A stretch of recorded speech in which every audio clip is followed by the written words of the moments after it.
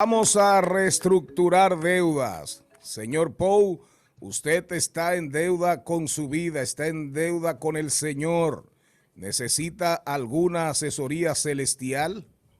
Con el señor del banco.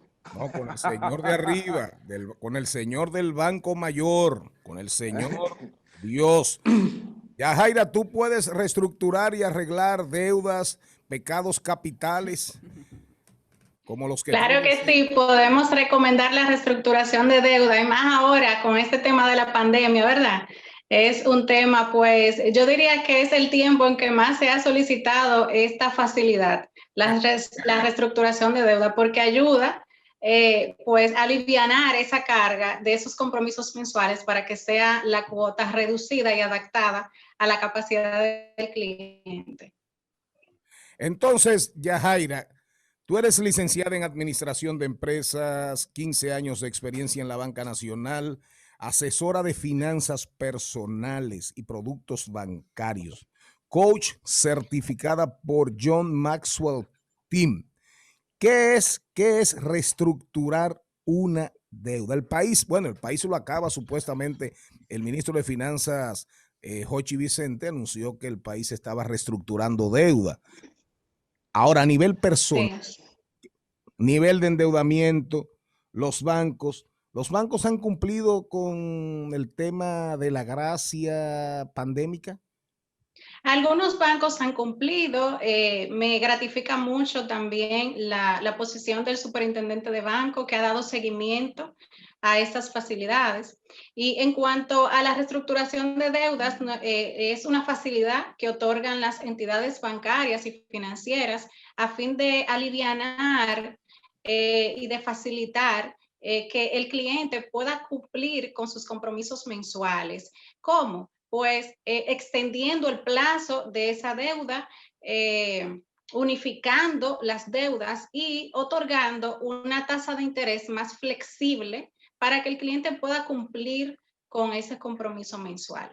Ahora bien, ¿para quién es la reestructuración de deudas? Hay dos grupos de personas para que el cual le conviene buscar esta reestructuración de deudas. Un grupo de personas es pues las personas que han sido víctimas con el tema de la pandemia, que han quedado sin ingresos, que sus ingresos han sido reducidos o que quizás hicieron varios financiamientos en diferentes entidades y que iniciaron un negocio y que por el mismo tema de la pandemia o quizás no están generando los ingresos que proyectaron, pues estas personas califican perfectamente para una reestructuración de deudas. También hay otro grupo de personas que son esas personas que necesitan la reestructuración de deudas, pero ya por un tema de endeudamiento, de sobreendeudamiento, que viene a raíz del mal manejo en sus finanzas, ya sea porque han tomado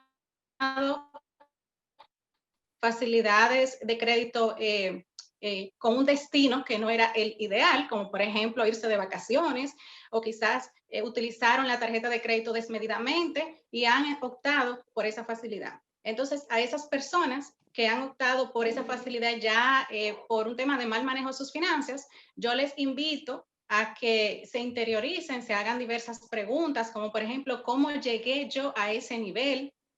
¿Qué puedo hacer para restaurar mi nivel, el nivel de mis finanzas personales? La reestructuración de deudas para ese tipo de personas no es una solución, sí es una opción en el momento, pero no es una solución. ¿Por qué? Porque por lo general, cuando una persona opta por la reestructuración de deudas y ya tiene ese comportamiento quizás impulsivo o de no meditar antes de tomar una deuda, entonces esa persona puede caer nuevamente en ese mismo ciclo.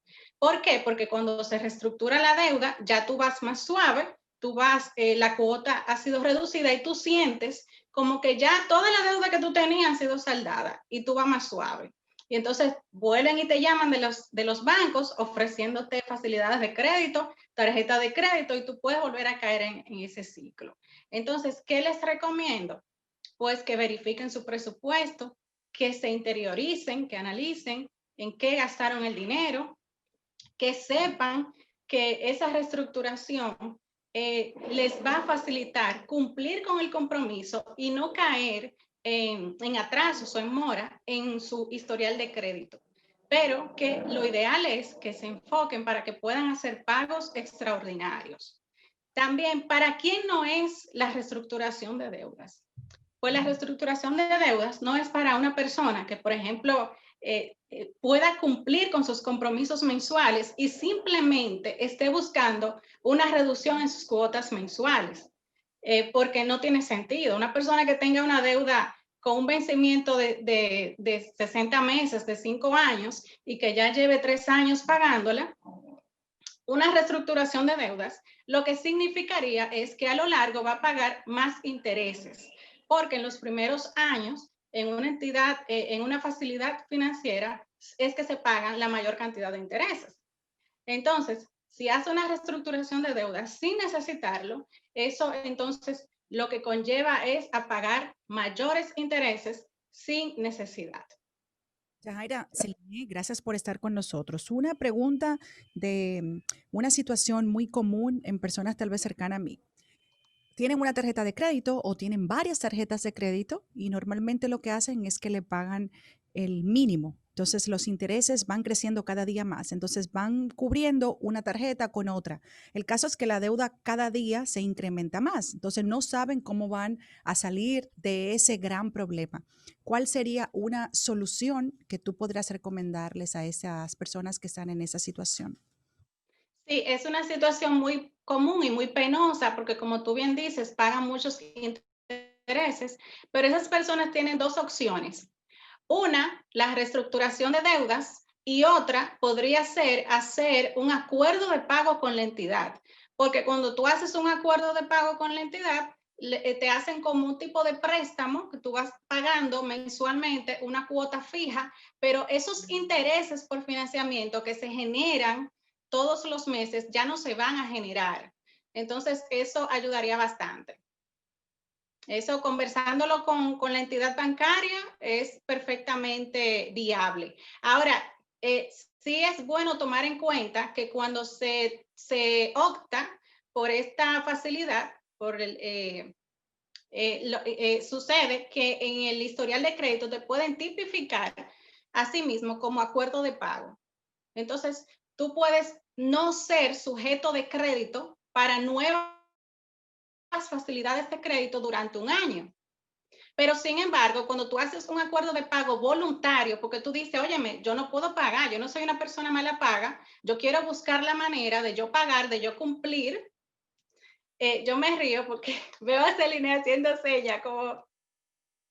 Yo no sabía que estaba mirando eso aquí. Eso dándole un consejo a una persona que quiero aquí. Sí, pero tienen dos opciones. Dos opciones, la unificación, la reestructuración de deudas, que es unificar la deuda, o hacer un acuerdo de pago. El acuerdo de pago te limita en que tú no vas a ser sujeto de crédito por un año, pero sin embargo sería una buena opción porque se supone que si tú estás en una condición en la que tú no puedes cumplir tus compromisos y bajo esas condiciones, pues lo ideal es que tú no debas adquirir nuevas facilidades, sino que te concentres en pagar esas deudas que ya tienes y bajo esas condiciones.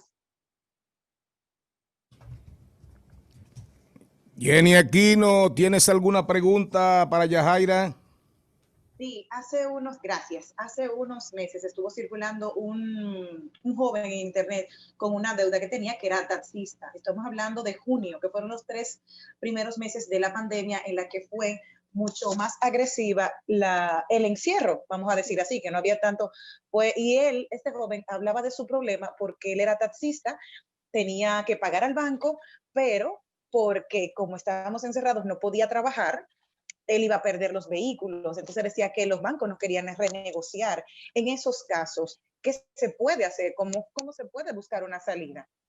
Sí, mira, hay que estar bien consciente de que los bancos son un negocio, pero independientemente también hay personas humanas. Yo siempre les recomiendo a las personas que tengan contacto directo y cercano con su oficial de cuentas. ¿Por qué? Porque su oficial de cuentas le puede facilitar, otorgarle la facilidad, pero también en una situación difícil como esta, te puede dar la mano de manera interna, ya escalando el caso para que la entidad sea más flexible con esa persona. Pero también existe lo que es la unidad de mediación financiera a través de la Superintendencia de Bancos, que muy pocas personas pues acuden a esta entidad, a esta instancia, para un tema financiero. Y entiendo, quizás por falta de conocimiento o quizás por falta de, digamos, de confianza, pero les invito a dar los pasos del lugar para que puedan buscar una solución viable a cada caso. Te pregunto otra vez, lo que dijo el superintendente de bancos, el amigo Alejandro, realmente lo que no me gustó es un asunto muy delicado, pero deben decir las cosas también por su nombre. Él dijo que hubo entidades financieras que no respetaron, que violaron la gracia y que se fueron intereses sobre intereses. ¿Qué puede hacer una persona que ya de por sí tiene su crédito, su vida maltrecha? ¿Qué puede hacer una persona en este caso? ¿Ir a la superintendencia donde tú dices? Sí, lo primero es que se deben cumplir los pasos del lugar, hacer una reclamación ya dentro de la entidad bancaria a través de una carta explicando su situación, que esa carta sea recibida y sellada con la fecha de esa entidad.